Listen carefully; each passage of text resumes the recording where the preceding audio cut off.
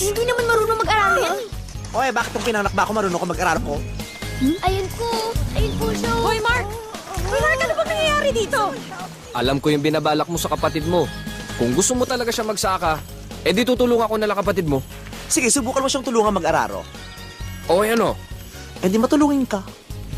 Oh my goodness! Oh my goodness gracious! I don't deserve this. I'm tired. I can't do this anymore. Meron ba nag-araro na relax? Oh my God! Hindi na ba ako matapos dito? Anong oras na? Wala nang araw. Bakit? Di ba uso sa Amerika yung salitang overtime? Ikaw ang overtime. Over ka na this time. Naikot ko na yung buo na araro ko na lahat. I'm so tired. Kaya mo yan, puro ka lang kasi arte. Oh my God. Please.